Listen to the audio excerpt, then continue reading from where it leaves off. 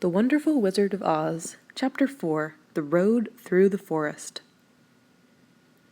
After a few hours, the road began to be rough, and the walking grew so difficult that the Scarecrow often stumbled over the yellow brick, which were here very uneven.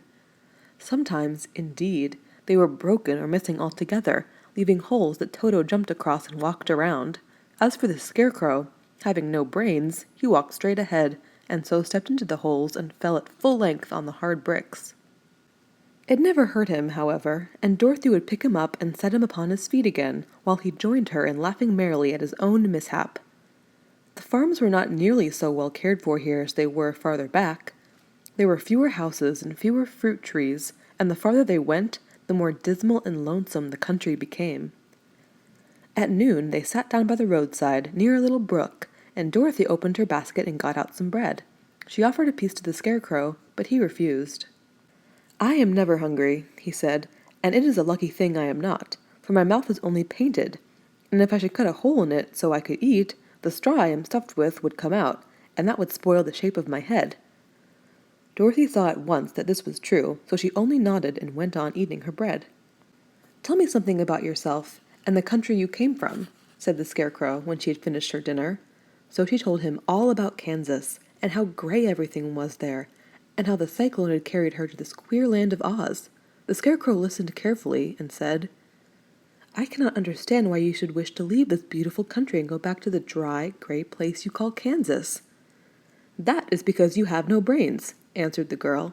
"No matter how dreary and gray our homes are, we people of flesh and blood would rather live there than in any other country, be it ever so beautiful. There is no place like home." The Scarecrow sighed.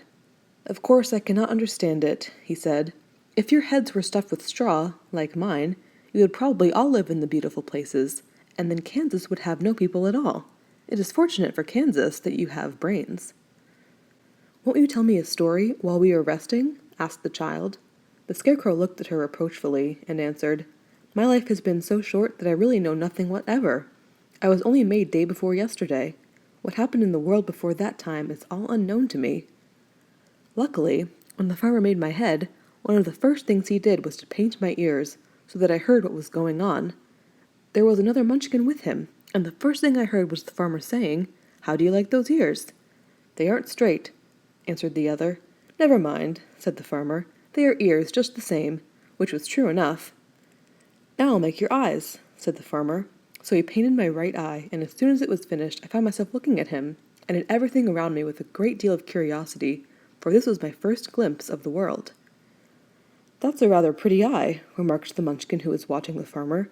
"Blue paint is just the color for eyes."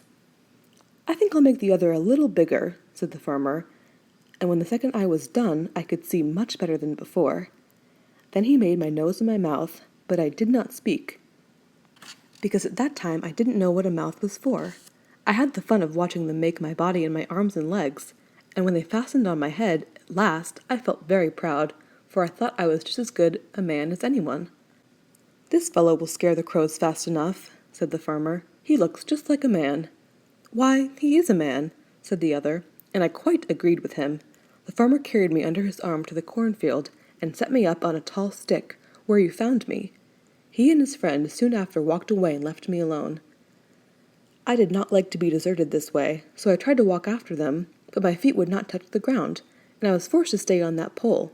It was a lonely life to lead, for I had nothing to think of, having been made such a little while before.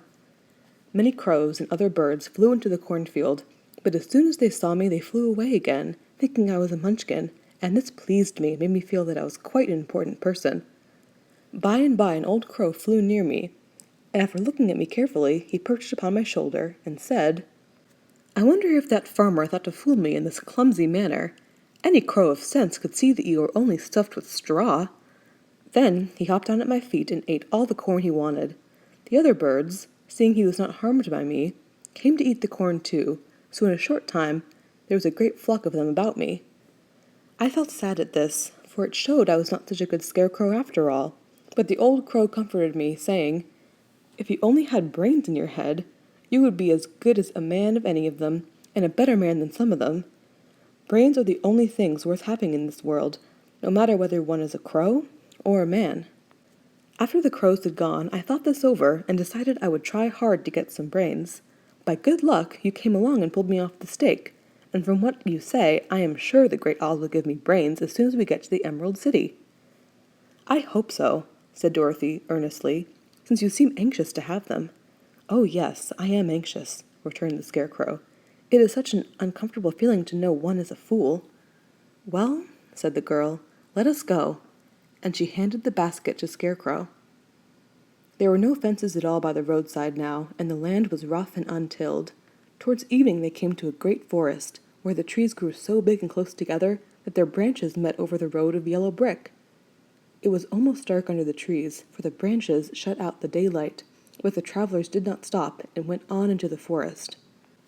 "If this road goes in, it must come out," said the Scarecrow, "and as the Emerald City is at the other end of the road, we must go wherever it leads us."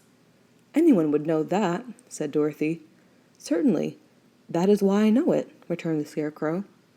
"If it required brains to figure it out, I never should have said it."